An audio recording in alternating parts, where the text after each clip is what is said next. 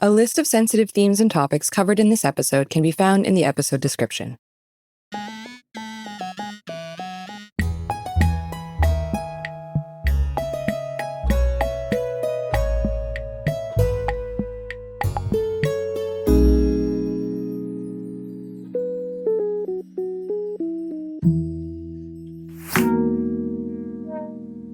Welcome to This Guy Sucked, the show where we prove that it's never too late to have haters and you can't libel the dead. I'm your host, Dr. Claire Aubin, and I'm a historian, writer, and most importantly for the purposes of this show, as we all know, certified hater. On this show, we talk about people from throughout history with legacies that need a little updating. Whether it's because of their politics, their behavior, or their impact on society and culture, these guys actually kind of sucked. And we bring in a new scholar every week to tell us why. With me today is Dr. Dan Hicks, who is a professor of contemporary archaeology at Oxford, as well as a curator at the very famous Pitt-Rivers Museum in Oxford. He's also the author of some incredible books, including the hugely important, to me, Brutish Museums, The Ben and Bronzes, Colonial Violence and Cultural Restitution. And most recently, out in the UK for a few months, but out in the US for just a week or two at the point this episode is being released, Every Monument Will Fall, a story of remembering and forgetting. He's also just had a birthday at the time of our recording, so happy birthday and congratulations on the release of Every Monument Will Fall. Thanks so much, Claire. It's so good to be here. I always start with a little question for the listeners to sort of see you as a person. What got you into archaeology, anthropology? Like, what was your gateway drug for it? So, yeah, I became an archaeologist after leaving school. I didn't go to university immediately. I actually went and dug holes for 5 years in 18th and 19th century gardens. And so I began as a gardens archaeologist. And gardens archaeology was about reconstructing historic gardens for the public to visit. I worked for the National Trust in the UK, a series of other gardens as well. And really, it got me into the idea of archaeology being applied to not the ancient world. I've dug up sort of prehistory and Romans and the Neolithic and all that sort of stuff. But actually, what really fired me up right from the start was actually where archaeology ends and where history begins. What happens if you apply archaeological approaches to, the 18th century, the 19th century, the near past, as well as the recent past and the near present. So that's really what I've ended up doing. Later in life, I'm the world's first professor of contemporary archaeology. Whoa, I didn't know that. Which some of your listeners might think is a contradiction in terms, but it's not. Really, this is all about where anthropology and archaeology meet. So it's about the relationship between things and people, memories and history, and really, how we can use objects in museums or in the world to understand the world we live in the present. It's so interesting because I am what we would call a contemporary historian, which also people sometimes feel is a contradiction in terms, because I'll say, well, I work on, the latter half of the 20th century, but I also work on now, but I'm applying the same sort of historical methodological framework to the now. And a lot of people say that you can't do that. But I have to say, well, actually, it's a real thing. This is a real thing people do. It's a real thing. But at the same time, I would also say that as an archaeologist, I think my work is the exact opposite of contemporary history. So, the historian tends to quite rightly imagine themselves back into a certain moment in the past and work their way forward. And your work is obviously about, biography. That's the theme of this podcast. Sure. It's about people. So you might, begin when they're born and move forward across their lives and so on. You might do the same with an institution or an idea. But for archaeology, we do the very opposite. We start with the most recent layer. You have to in archaeology. Sure. And you dig down. And we're digging down from the present into the past. And what that means is, and, maybe we meet the historians sort of working in the opposite direction halfway through. Our elevators pass each other on the way up and down. That could be the case. And obviously, seriously, real conversations happen in between our disciplines, but they are different for one main reason. And that's because we work on the present, because really all archaeology is about the contemporary. That means that we work on what survives, on what endures. And so archaeology for me is the science of human duration.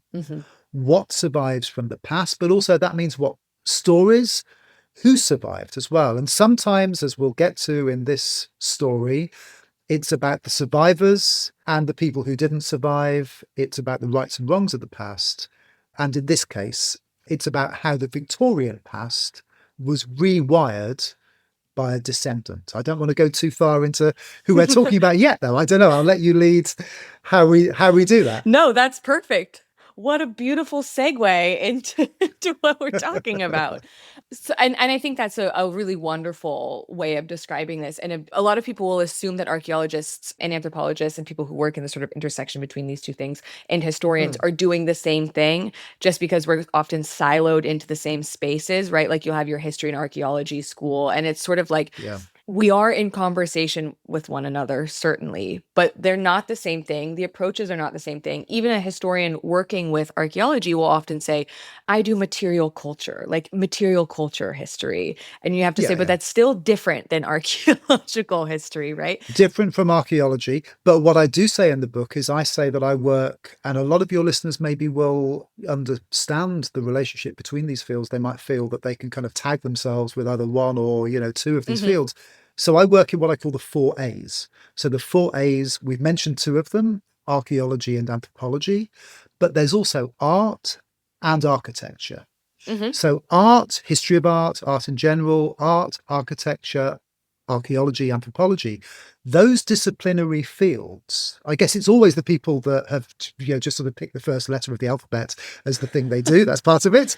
But also there is a history of how those fields have come together in the later 19th century and their relationships with empire, their relationships with forms of cultural whiteness or cultural racism, if we get into some of that.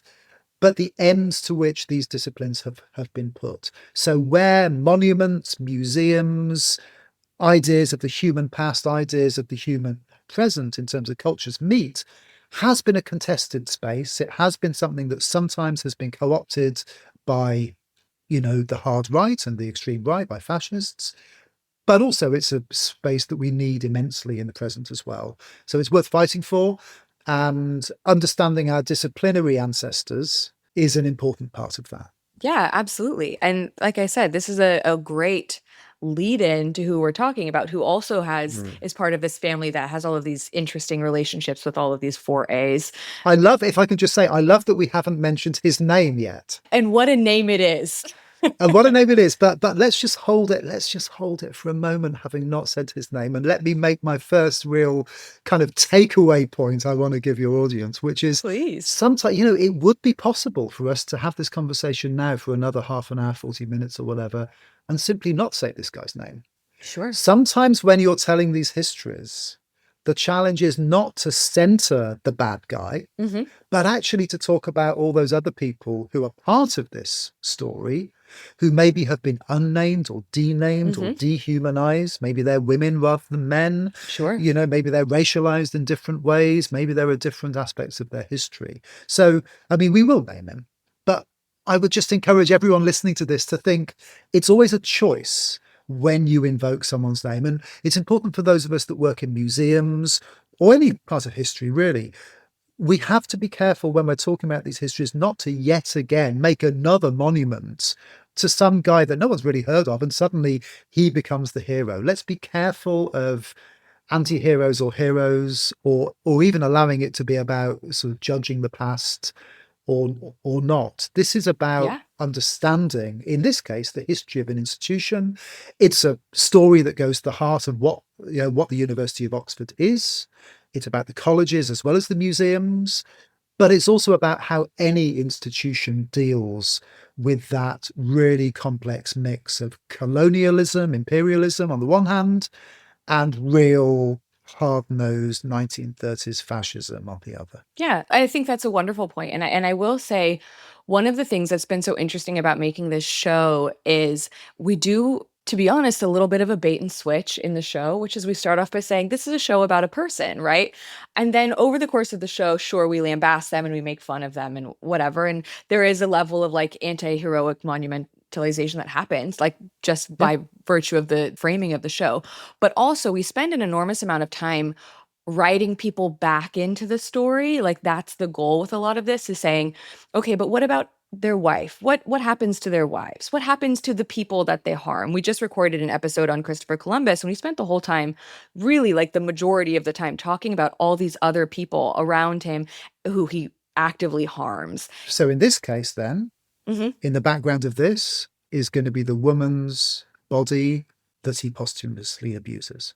That's where we're going to go with this. Yeah, and so it's really important to make sure that when we talk about these people, it's because the name almost gets people in the door. And so this is a little bit of like Yeah. a peek behind the curtain for listeners, but it's the name that gets people in the door, but we spend far more energy saying what's wrong with them is what they do to the people around them or the people who come after them or what they create in the world.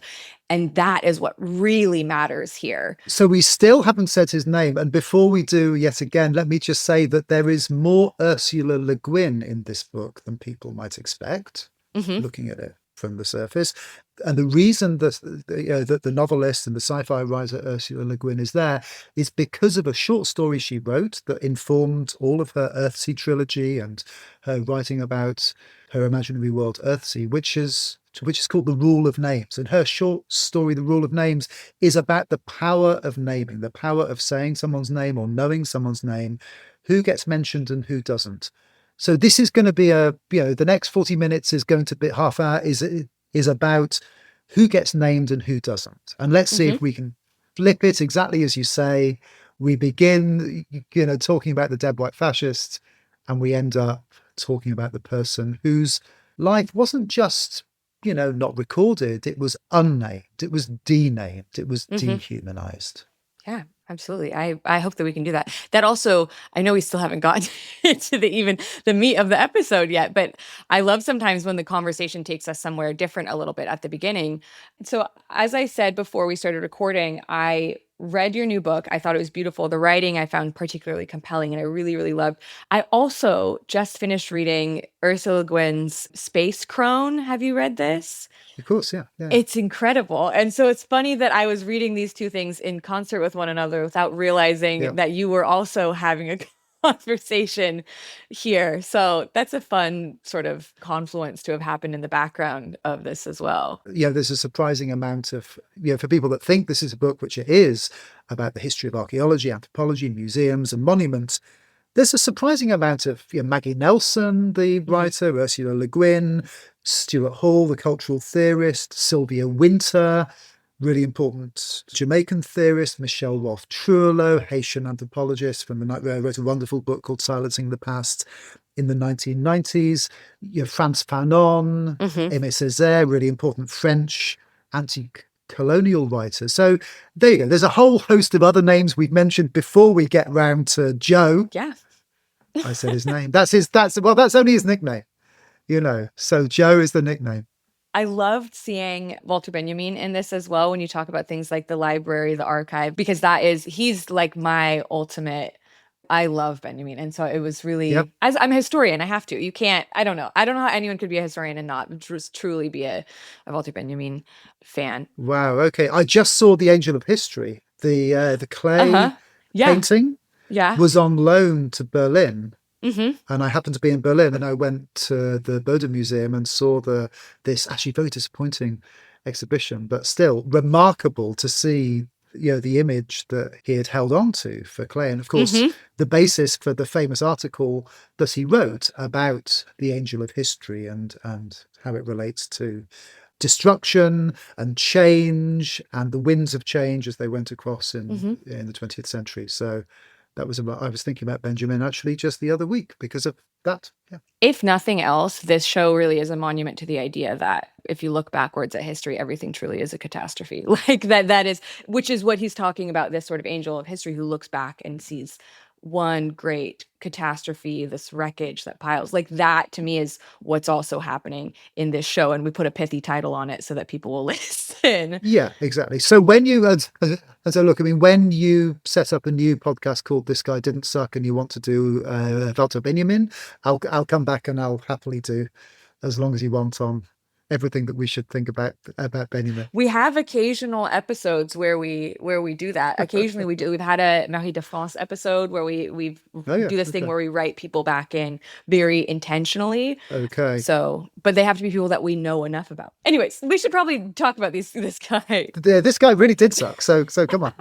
Okay, who are we talking about today? So we're talking today about George, also known as Joe, Henry Lane Fox Pitt, FRAI FRGS, born 1890 at Grosvenor Gardens, London, died 1966, eugenicist, fascist, incarcerated as a Mosleyite, Nazi in the war.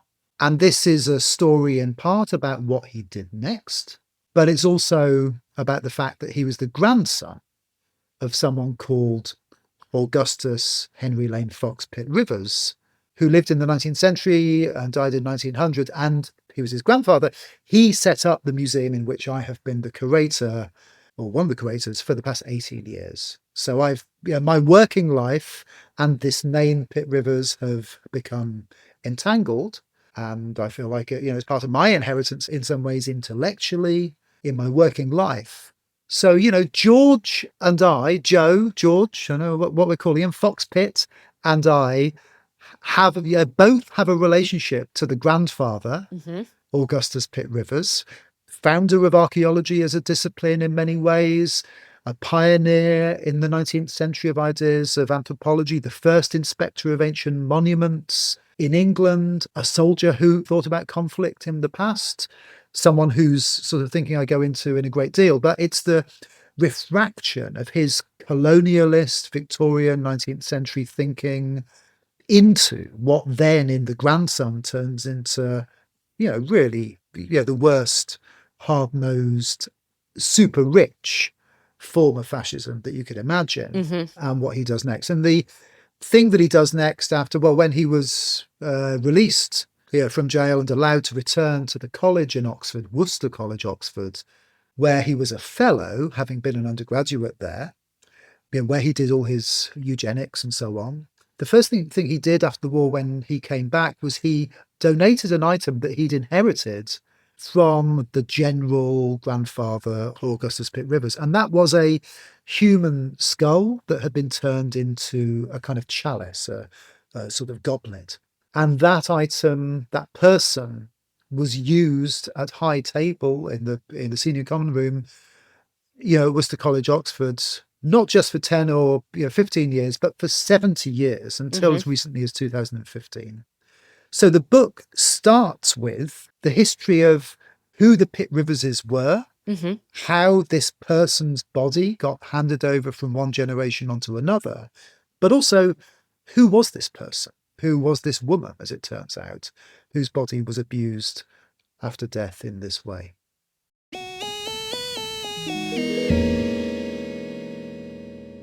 Hi, it's Claire. I'm here to quickly say that this episode is free for everybody, but the next one won't be. That's because we switch off between free weeks and Patreon weeks. So if you're a fan of public history made by actual experts, consider supporting our Patreon. It's only one tier, which means everyone who subscribes gets access to the same perks across the board, because we're not trying to get rich, we're just trying to make good history that is engaging and accessible at the same time. For the price of a fancy muffin, you'll get access to a new episode every week instead of just the bi-weekly free ones, and they'll all be ad-free for you. You'll also get access to the full episode archive, bonus content, early access to merch, and lots of other fun Patreon exclusives to sweeten the deal. Just head over to patreon.com/thisguysucked and join the Honorary Haters Club.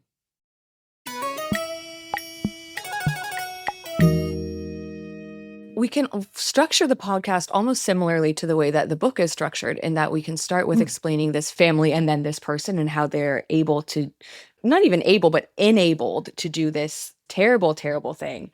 And we can, I think, as you suggested, end with talking about this person who really is the person that matters in this story, or one of the people that matters in this story, much more so than George Henry Lane Fox Pitt-Rivers. I mean, so Yeah.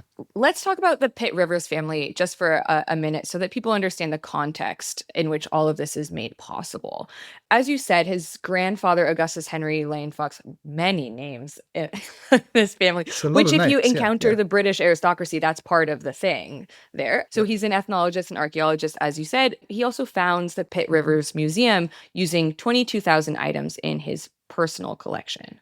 So when we talk about fabulously wealthy, these people are part of this, including like this enormous material wealth that is taken from these groups that they essentially exploit, archaeologically exploit, I would argue. Exactly. So he inherits the name Pitt-Rivers. So Mm-hmm. Pitt-Rivers isn't even really his name. Mm-hmm. Which is why in the book I call him Fox. The grandfather I call Fox, and the grandson I call Fox Pitt. That was their legal surname. But they Mm-hmm. adopted this kind of death name, this necronym, Mm-hmm. as I call it, when he inherited the money in 1884. So he's built up a collection knowing he's going to inherit this immense colonial fortune. Mm-hmm. Yeah, he's from money anyway. There are relationships across his mother's side of the family, the father's side.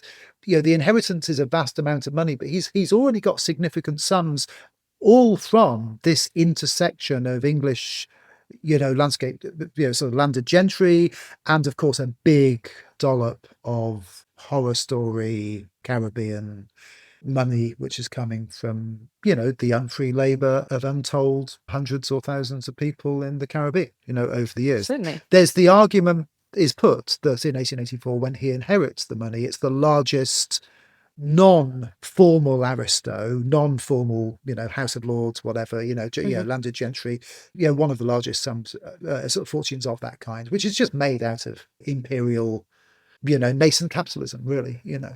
So they've got a lot of money.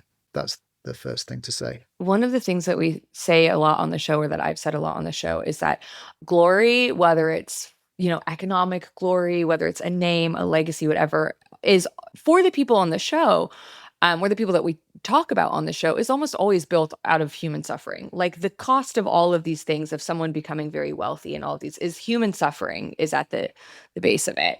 This is a case where that is true. Like this is a person where that is absolutely true. Exactly. So in the book I trace, and that isn't always actually widely understood about Pitt-Rivers. So I do trace all the really boring ways of talking about who are the grandfathers of the grandfather, where does the money come from, what are the sources of money, just so we show that actually this isn't random wealth. It's exactly as you say. There are emancipation payments made in the 1830s. There are earlier sums of money made out of the transatlantic slave trade, out of the sugar economy, and so on. So understanding that, and then what's interesting is what this generation, what I call the 38, because he isn't, he's a young boy when, not obviously abolition has happened a long time before. Emancipation happens when he's like, 10 years old, So he isn't himself involved. He's inheriting these sums of money, and some of the vast sums of money made with the so-called emancipation payments, which were made as compensation not to the people that had been enslaved, but to the people who said they had owned the enslaved people. And that's, of course, why, lots of people continue to argue that reparations is a very important issue, because actually Afro-Caribbean people were never compensated in the way that the white planters were. And these planters were back and forward, lots of them were basically, living in the UK, and they were absentee landlords. So that's the background to Pitt-Rivers. He then becomes a soldier. He's sort of given the job of finding the right rifle to adopt as the service weapon of the British Army, and importantly, training people in the use of that weapon, of the rifle, in the years running up to the Crimean War.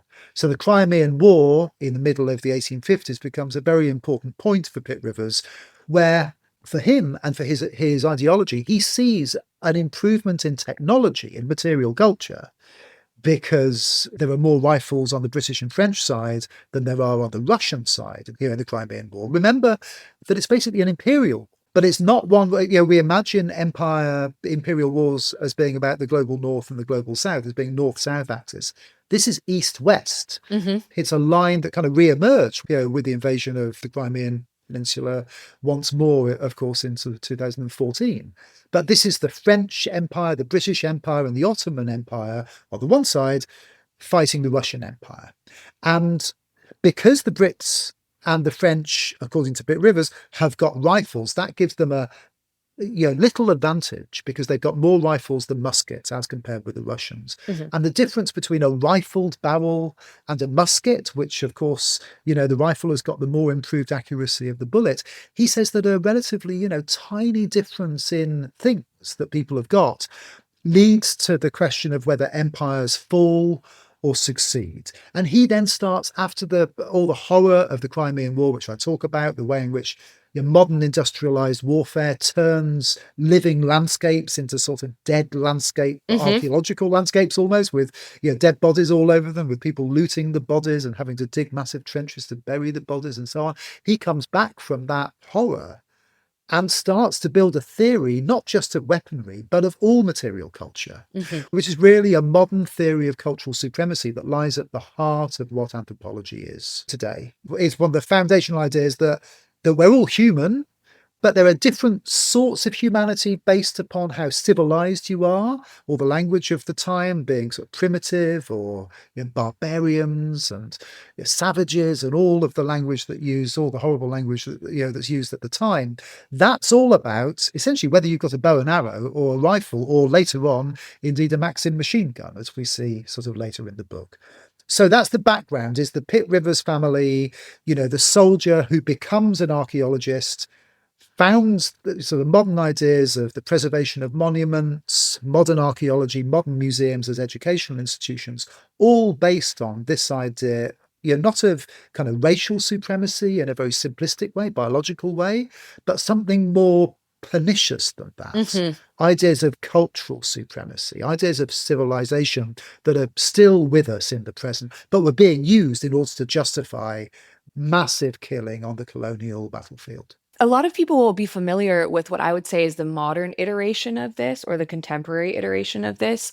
And this is obviously an anti-endorsement, but the sort of like guns, germs, and steel view of the world, where you say, if you have access to certain technology, that is its own form of cultural supremacy and all of that. And people will still read that today and say, I just love Jared Diamond, and I just love the way that we think about this. And I have to say, hold on, everybody, hold on. Yep. But this is still a way that there is a lot of move away from this in academic anthropology, but it still persists in the way that the world writ broadly thinks of culture and of cultural anthropology, I think. So one of the themes of the book is how things get transmitted over generations, what we inherit intellectually, but not even because we read the books.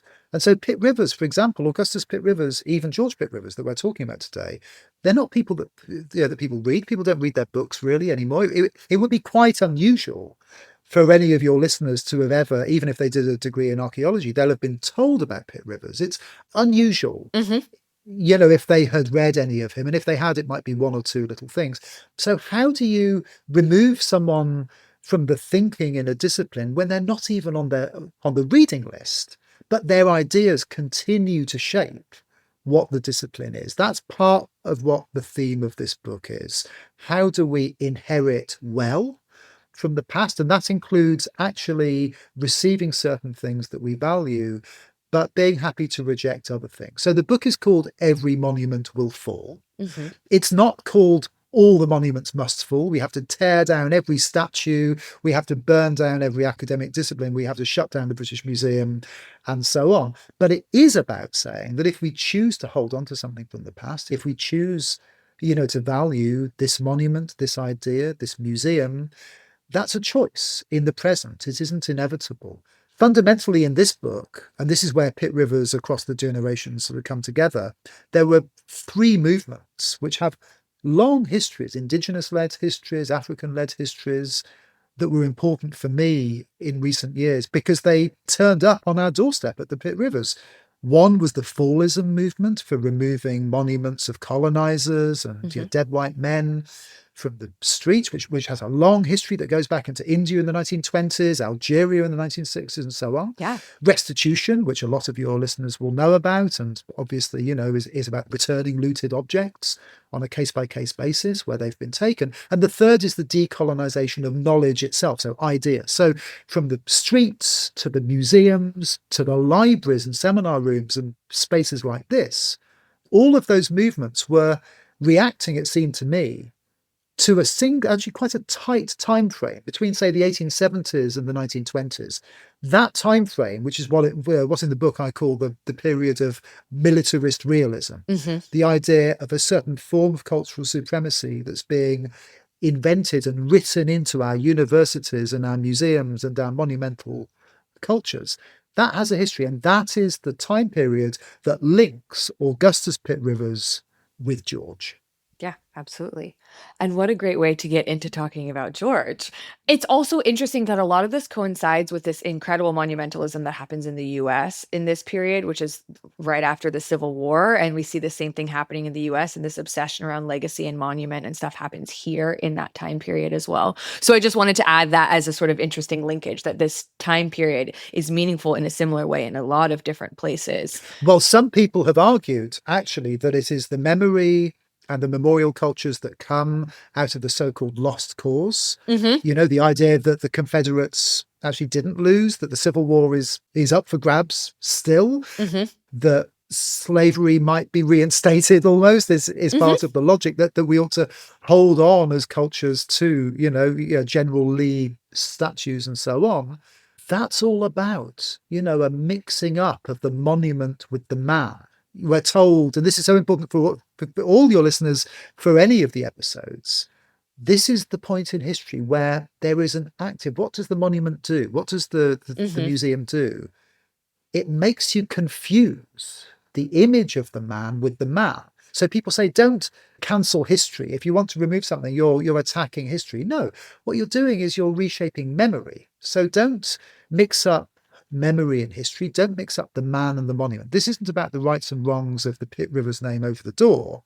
This is about who people want to remember. It's the difference between the human skull, which is unnamed or bears the Pitt-Rivers name on it, versus those men and those names that get remembered and memorialized in stone and bronze and other forms. Yeah, absolutely. Okay. For the backstory on George Pitt-Rivers, or just the story, normally what we would do in an episode is say, like, what are they famous for? What's bad about them? But this is a sort of an interesting case in that what he's famous for is also what's bad. They're one and the same. Yeah. Or even if he's not famous, what he does in the world, they're interconnected so intimately with one another that we can't even really separate them out. So he's born in London in 1890. He serves as a captain in the British Army. So it's a similar thing to Augustus, where it's the same model. He starts as a soldier. He's in the British Army during World War I. He's severely wounded, sent home and discharged in 1919. Exactly. Or he possibly shoots himself in the leg to get out of the... Who knows? He's wounded somehow. Whether it's an own goal or not, we're not sure. But he has also seen active service in India and at a very nasty incident in South Africa, and the putting down of some industrial action that happened in a miners' strike. So he was there. He has interesting background in terms of his military service early on in Empire. One of the things I found very interesting looking into him is, yes, he has this experience in South Africa that makes him also extremely anti-union and anti-organized labor. Yep. And the way that he funnels that into his writing and his thinking is that a year later, after being discharged and returning to the UK, he writes a book on the Russian Revolution, as many have done. And his qualifications for that are basically nothing other than a can-do attitude. Yep. Again, much like many others who have written on the Russian Revolution, can I just say. And in it, he rails against the dangers of what we now think of as Judeo-Bolshevism, which is the idea that communism and Judaism are inseparable, and or the communism or Bolshevism come out of Jewish ideas, that one engenders the other. And so they're both bad and imbued with badness as a result of this. This is kind of, to me, obviously, because I'm a historian of people who do Nazi stuff, basically. I found this really interesting because to me, it creates a very clear sort of baseline for understanding what a lot of his thinking comes from and where it comes from. Absolutely. He has one line in his book is the Jews are the principal agents of economic and political misery in the world through their dealings in international finance and their actions in promoting democracy and revolution.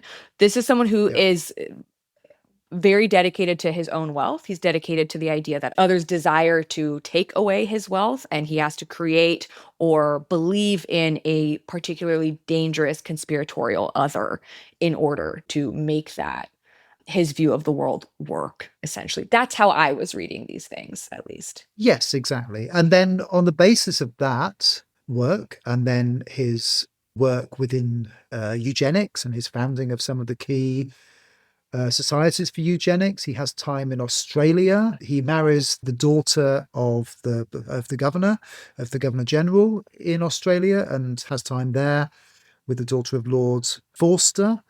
He has time in New Guinea when a lot of actually interesting things are happening around fascism and anthropology within the New Guinea Australian sort of context. But then things start to harden with the emergence of, I mean, there's a moment at which Mussolini, when he's, a year or two into power, says, yeah, we are putting into practice what our friends Pitt-Rivers and others, or what Pitt-Rivers and his friends have been talking about for a long time. Just to look at my notes for a moment, he's not only the father-in-law of Sonia Orwell, the widow of George Orwell, he's the second cousin of Winston Churchill, he's the second cousin once removed as Diana Mitford, who was the second wife of Oswald Mosley. So you get it, and also he was the great-great-grandson-in-law of Sir Francis Baring, the founder of Baring's Bank. So you get this sense of this mix of, the Mitford sisters, who are related, of Mosley, who's very important in terms of their interactions. Pitt-Rivers is one of the key rich landowners in Wessex who is funding certain of the parties which were emerging, on the far right in the 1930s. And there is the connection to Churchill and the wider, and to Bertrand Russell even. So, yeah, it's a story that goes absolutely to the heart of the English establishment. So it's not only the history of Oxford University, it's the history of the British ruling class as well. Yeah, absolutely. I did think it was interesting that he has this father-in-law, this aristocratic father-in-law who is the Governor General of Australia, and that also really enables him to become this anthropologist who is going around the Antipodes, Australasia, Oceania, Pacific Islands in general, and is sort of fashioning himself this anthropologist, which, as we've said, is also is this echo to something that his grandfather did. So really understanding his family and his relationship to all these people around him is important to seeing how this influence starts to sort of spread and leak out into everywhere. Also, for the second time on the series, he is extremely interested. We've had another guy who does this, very interested in Maori life, culture, and biology, which I found very interesting that this seems to be a point of fixation for now two people we've had on the show. And the show only has 25 episodes thus far. Who was your other guy? Who was that? Percy Granger, who's a folk music Aryan supremacist guy, Nordic supremacist That's guy. right. So, yeah, there's a bunch of them. Oceania, the Pacific, whatever, becomes important in terms of trying to tell stories that had already been told a little bit with the Tasmanian genocide and with Aboriginal genocide, stories of the inevitability of exterminations of Indigenous people, all these racist lies over miscegenation and racial identity, and the idea that people just get sad because of colonialism and just die, basically, and that it's sort of inevitable. These are the arguments that that the grandfather's putting, and now the grandson is taking them and trying to give them even more of a scientific basis. Yeah. What gets really nasty in the 1930s is it just hardens and hardens, and he writes to Hitler to congratulate him on the Anschluss. He attends one of the Nuremberg rallies. Where the money is going, who knows? There's also, when we get to after the war, there is the sense as well about where is the money going and the selling off of the collection in terms of fascism. But we can certainly take him up to, say, 1938, 39. In 39, the estate that he's inherited in Wiltshire gets sort of taken over, as often happened, as an army barracks, and he walks around wearing a swastika, Mm-hmm. drives a car which has all sorts of sort of Nazi regalia all over it. It's all sort of detailed in the book. But yeah, it's fairly extreme stuff that's going on in, rural Wessex. Yeah, absolutely. And there's something that I come across a lot when I talk to people about Nazism and fascism in Europe in the 30s and 40s, trying to explain some of these things to people who have believed for a long time because of the way that we memorialize them, that they are isolated to Central Europe. That he's a very strong example of the fact that this is not an isolated experience and that legacies grow out of this with like internally in other countries as well. They do. It's not just time limited or geographically limited either. Exactly. So what's important for the British in this conversation, though, is that they, that generation, like our generation in the present, Mm-hmm. are trying to work out what to do, how to inherit, legacy colonialist institutions, objects, collections, attitudes, ideas from the 19th century. And they have one set of answers. And I think their set of answers, what George Pitt-Rivers does with his inheritance, is something that we might look at in order to, I mean, it's horrible, but, Mm-hmm. we can still learn from it, one would hope, in terms of realizing there is a real question here about how do we deal with the things that are inherited from the 19th century in forms of colonialist white supremacism, but also how that had morphed into forms of the extreme right in the 1930s. And the history of the skull, and what he does with it is really at the heart of that. But there's also a museum. So you've mentioned that he founded the Pitt-Rivers Museum in Oxford. The grandfather did it in 1884. Mm-hmm. What happened in 1884, which was the same year, just sort of come into the money in 1880, he then founds a second museum in the same year on his estate, which is the one that's inherited by George Pitt-Rivers. And Augustus Pitt-Rivers, with all this money, builds up a second museum, an amazing museum with, the finest collection, the most important collection of the looted Benin bronzes when they're looted in 1897, right at the end of his life. He gets hold of these objects and, has a room for them, a series of other objects from ancient Egypt, from folkloric objects and so on. That museum is inherited by George Pitt-Rivers, after the grandfather and his father die. And after the war, not only does the skull get handed over to the University of Oxford, but that second Pitt-Rivers museum is dispersed. It's sold off, and the Benin bronzes are sold off. So many of these other objects that were made with this vast fortune. And that money goes, well, who knows where? And that's one of the questions I ask in the book is what happened? He has this girlfriend, the sort of third wife, although they never get married, Stella. Mm-hmm. In some ways, the most interesting and concerning character in the whole book. She goes under 6 or 8 different surnames and pseudonyms. She changes her name by deed poll to Pitt-Rivers. She never marries Pitt-Rivers, but she changes her name. And she'd been incarcerated as a fascist in the war. They kind of meet as locked up Nazis, that's their story. And that's essentially his third wife. But after the war, they get together and they sell off the Pitt-Rivers Museum, the second Pitt-Rivers Museum, not the one in Oxford, the one in Wiltshire, and do whatever we think they do with it after the war in terms of their ongoing involvement in far-right politics. It gets even worse after he dies in 1966. She carries on right the way across the 70s doing the same thing.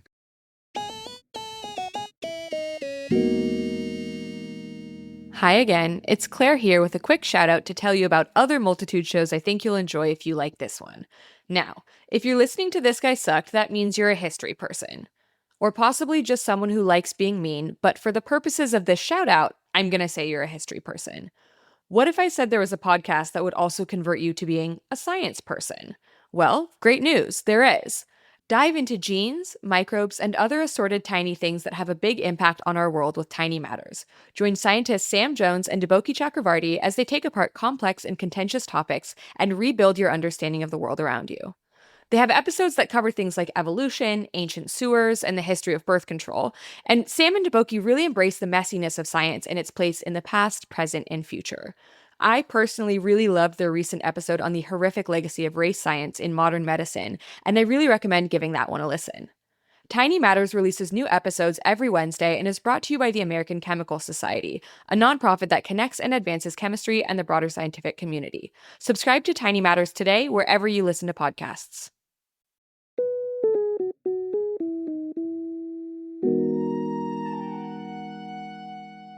Trying to trace what happens with the objects, the money, and even saying objects with some of these things, it feels horrible to say because these artifacts are often like, in some cases, you talk about, for example, the skull cup are human body parts. We're not talking about someone with a collection of sculptures, which in some cases is also terrible. In many cases, it also has this terrible story behind it. But we're talking about people with these enormous collections that often contain things that we would find, for the most part, really just abjectly grotesque and awful to own, to possess and collect. I don't know. It's reading the book is so, I really recommend everyone get this book because it allows you to feel some of the like grotesque feeling in it, if that makes sense, which I think is a real testament to what you've written, where there's like, you're reading it and you're feeling horrified, but in a way that underscores how important it is to understand some of these things. And that's just an aside. It's also a book about how to write about those histories and what voice you find, because that's a really serious challenge for all of us, that you can, in terms of writing these histories, you can dehumanize, you can reinscribe the violence, you can make things worse. Sure. You can inherit this legacy and just repeat it if you're not careful. But no, I mean, one way in which we could talk about this legacy would be, that's how George Pitt-Rivers acted. He inherited the skull cup. He invented a new tradition, which was this dehumanizing tradition of the unnamed woman, that everyone sort of knows what's going on. Everyone sort of knows what the tradition means and sort of don't. It's sort of deniable, but is it really racist? Is it not? Is it just a horror show? Is it silly? Is it funny? Is it gothic? No, it's obviously, it's fundamentally unethical, we would say. It's not something to do in the present, but multiply it now and think about that extreme action continued in an Oxford college for 70 years without anyone undoing it. How many other actions are there that we inherit from colonialism, via fascism into the present, that just carry on without anyone really daring to challenge them? And that's fundamentally what this book is about. Because in terms of human remains, let's just point out, Augustus Pitt-Rivers bought the skull at Sotheby's in 1884. I tried to give a history to who this person was and to trace her life back. The story is that she's an enslaved Caribbean woman, and the circumstantial evidence, the radiocarbon date, that's about 1790, the fact that the guy that had died and left this object at which it was bought at Sotheby's, who was known as the armourer, a collector of items of sort of punishment and weaponry. His father had been in the Royal Navy in the Caribbean. That fits as well. We know that from the physical anthropology, it is the skull of a woman by its form and size. We can go that far in terms of telling that story, but then just multiply that and realise, well, it's entirely legal still today for somebody to buy a human skull or an object like that at Sotheby's. It could, if Augustus Pitt-Rivers was alive today, he could do just the same at Sotheby's. The law hasn't changed. And then think about how many other ancestral human remains are in a box, wrapped up in acid-free tissue. How near are your listeners right this moment from a warehouse, a storeroom, not a museum with these items on display, but a university or a museum collection or a private collection with such ancestors in them? How many people are we talking about? It might be across America and Europe. It could be that we're talking about 500,000 or more. We just don't know. Why don't we know? Yes. How do we not know about this story? Should it be that we license human remains in the same way as we do for firearms in museums? Should it be at the very least that our institutions are open about what ancestors are in their collections? So there's a big story about who we remember, about statues and names above the door of the museum. There's also about who is unnamed. Absolutely. In some cases, these are people that we're never going to be able to return because the violence was such that who this person was and where they came from was destroyed. So there's a real issue there for institutions, for anthropology and archaeology as disciplines, but for institutions around the world. We hear stories in North America about skull societies at some of the Ivy League institutions Yeah. and so on. But how much more widespread is this? So that's part of what the book is trying to do as well, is to contribute to an emerging conversation about how to find dignity and respect for ancestral human remains and to hold those people up, those unnamed, denamed human remains, against the statues and the in bronze and stone of the dead white men whose names we know so well. Yeah. And much like you're at Oxford and you're a curator at Pitt-Rivers, I'm at Yale, and Yale has the Skull and Bones Yep, Society very famously. exactly. One of the notes that I wrote down in my sort of prep for this episode is the importance of recognizing that violence is in the archive, violence is in the museum collection. Everywhere you look around you, there is violence, even if you don't see it. It just might be an echo. The Yep, sanitization of violence is also violence. To erase something by force or as a byproduct of attempting to tell some other less violent story, yep, which is what is happening in museums very often, to say, yep, this is yep, sanitized, this is the story we want to tell about this skull. It belonged to a child living in this place at this time, and not tell how you acquired this, not tell how long it was in your storeroom before it is brought out into the light for 10 years and then returned back to this dark space. This story is also a form of violation of violence. And obviously, you know this because that's what you work on. But people who are listening to this, truly the vast majority of the people who listen to this are not academics and do not think in this way, because why would they have to? Because we spend all of our lives being told not to think in this way.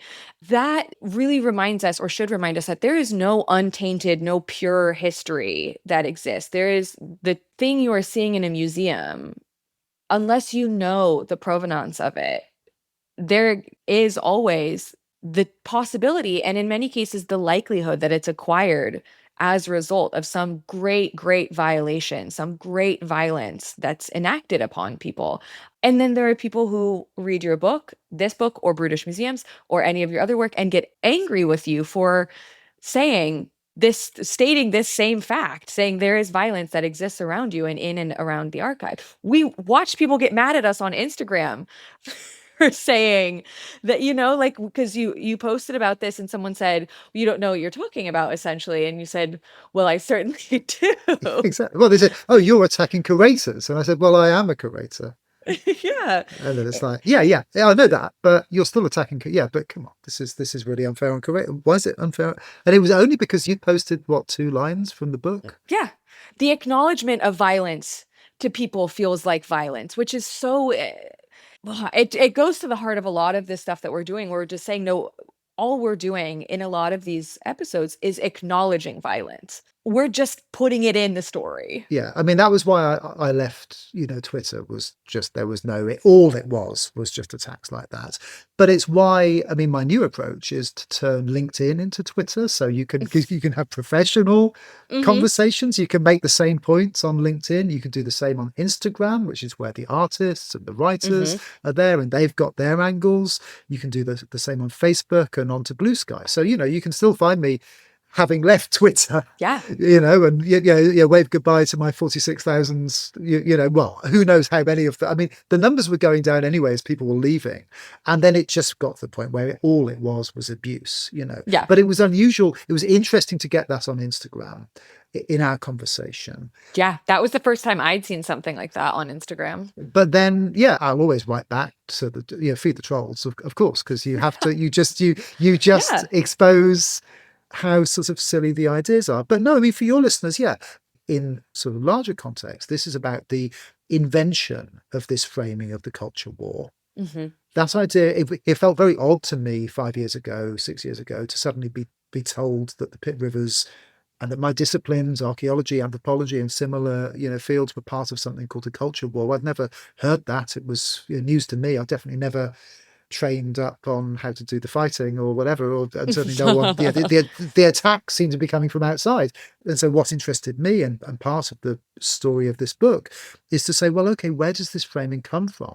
This idea of a culture war has got a history. It's about the weaponization of culture in the past. It's about a war on culture, the co-opting of museums to tell certain narratives. And in that war, that attack upon museums, they mix up memory and history. They mix up the man and the monument. So you're told before you know it, you can't make any change in the museum. You can't return an object, but you can't even rewrite a label. You can't take down a statue and decide that you want to remember somebody else as a community. When Oriel College voted twice in favour of the removal of the Rhodes statue, and then didn't remove it because, well, whatever, no one really knows. Because why? Because it might upset someone. That's fascinating. And I say in the book, that moment in time that we're in at the moment is what made the writing of the book possible, because what you're seeing is that mixing up of objects and people, being told that to change your memory, you're cancelling history. That makes no sense at all. There is a democratic right of any institution, any society, to reshape their memory culture. It's going on all the time.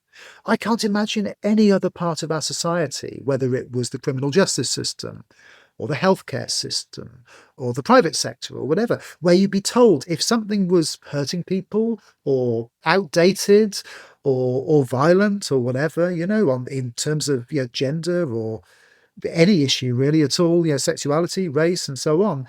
And then he said, okay, there's been pointed out, so we want to make a change. And then you'd be told, no, we've always done things that way. It's got to stay the same. You can't imagine that for law or for medicine. We're going to keep on doing the same medical procedures as we were doing in 1880 because we've always done it that way. It would be nonsense. Something about the cultural sector means that we can be told that as soon as we try and keep in step with our times, we're somehow attacking the institutions in which we are working. That itself is the attack. And that's the really complicated, smart attack that happens, that in the book I try to explain, that actually, just by doing our job, we are told that we are attacking the institutions in which we work. And people tell me why don't you just resign from the Pitt? If you hate museums, if you want to shut down the British Museum, why don't you just, why are you being a museum curator? This is being a museum curator. This is what we're all doing in different ways. Yeah.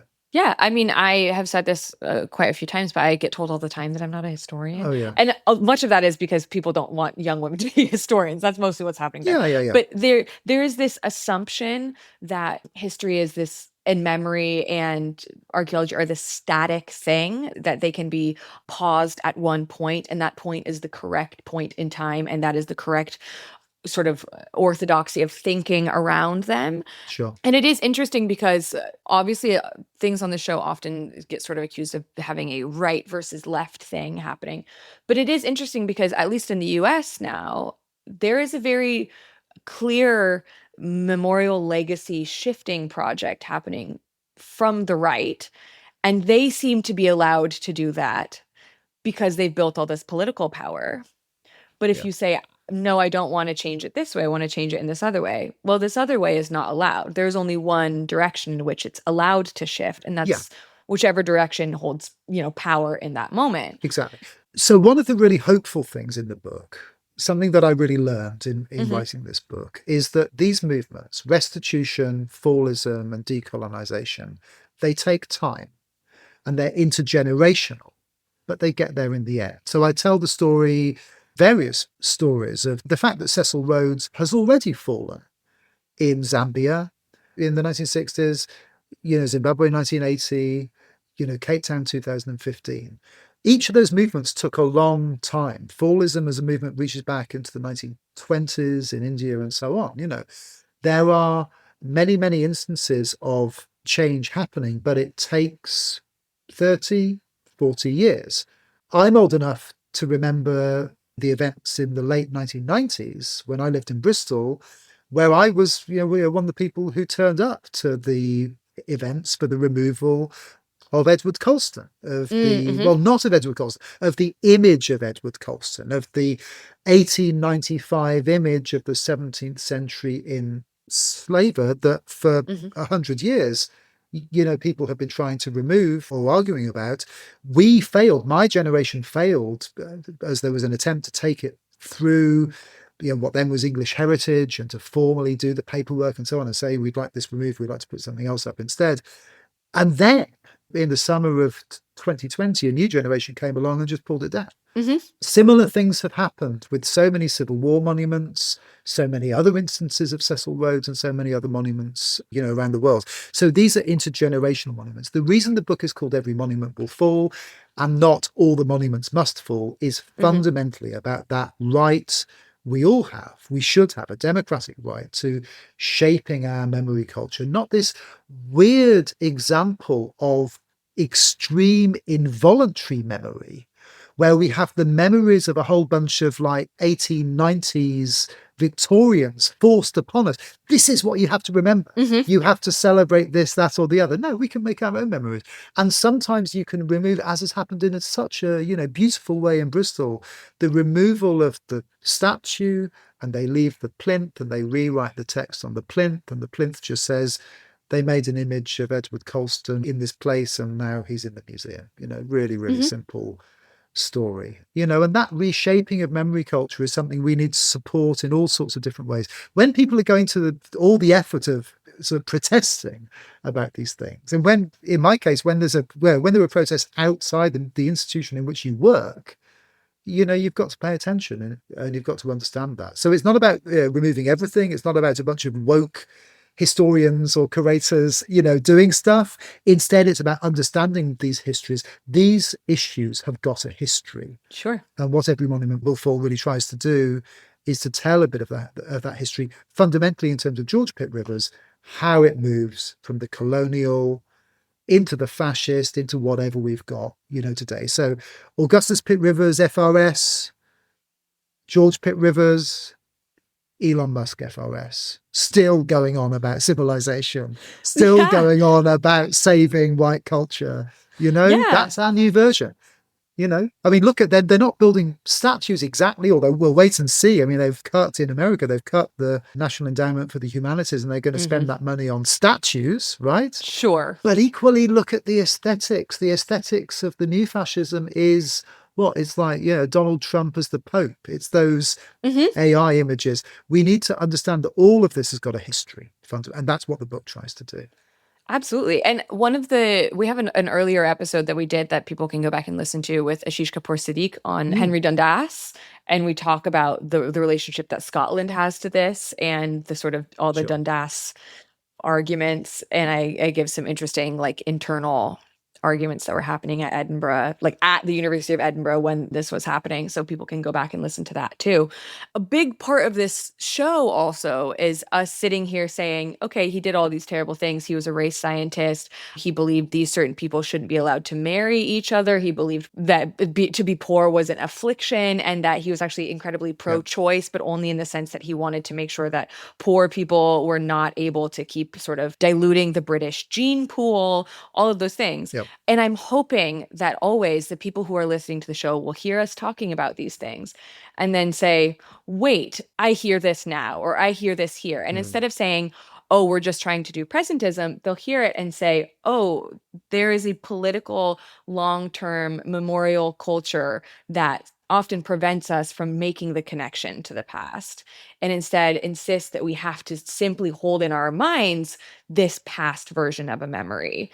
Instead of being able to say, no, this thing reiterates itself. It rears its head again and again and again in different ways by different people. And that is part of this legacy too. So what's incredibly important about what you've just said is that thing that you've just described has a very tight history. And that's, I think, insofar as there's one main contribution from this book, it's this idea of militarist realism, the idea that this form of realism, the idea that militarism is the only form of reality. You can't imagine the world otherwise. And I use the idea of capitalist realism there, the idea that you can't, the point about late capitalism is you can't imagine the world otherwise. You can't imagine that things could ever be different. That was the argument from Mark Fisher, wonderful writer in the 90s, that's something that emerged in a very distinctive way between actually the 1870s and the 1920s. So this isn't about all knowledge, all Sure. museums, all statues. It's about a very tight time frame from the end of the Civil War in America Hmm. through to the height of colonialism from the Europeans into the beginning of fascism. And that is about the co-option of culture for the Hmm. purposes of white supremacy. And as a part of that, the idea was that not only is this a set of ideas, these things are eternal. These things will never change. This is it, and it has to be defended. So there's a lot in the book about how we, when we're trained in these disciplines, when we read history books, when we go to university and look at these subjects and sort of learn about them, we become a part of them, and it starts to feel personal. This defense of the past, this idea that they're attacking me rather than just my subject, or that in some way this work is sort of unpatriotic. That's what Hmm. oddly people say. And at the end of the book, I get into there's a chapter called "Spitting on Britain," which is something that some of us have been accused of doing Sure. by some of the more right-wing commentators here. There's nothing more patriotic. I mean, not nationalistic. There's nothing more patriotic, in my view, than returning an object from a museum, than saying we can change our memory culture, than saying that we can update our academic disciplines so they're relevant for the world in which we live. I think so too. And I think that's a great place for us to end the episode, to be honest, because hopefully people are hearing this and rethinking some of these things that maybe they have by osmosis just absorbed over their time living in the world, because we live in a moment where what you're talking about, this strong reaction to the idea of change, where that reaction is just normal, and maybe you'll listen to this and be a little bit more open to those shifts. Absolutely. If I can say one thing at the end, congratulations for having listened so far, if you're still listening. And if you are, you might potentially be interested not only in reading the book, but I recorded the audiobook. So Hmm. I recorded that. This is a long book, right? I Sure. read the whole thing out.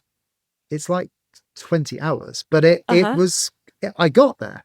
I did. I spent 7 days reading it out. So if you prefer audiobooks to reading books, or some people read along, they Hmm. listen to it and they have the text and they do. So there is, wherever you get your audiobooks, the book is there as an audiobook as well. We'll link that definitely. That would be great. You have made a very convincing argument. I think even if we spent so much of this not talking about George Pitt/Rivers, I think that is good in this case.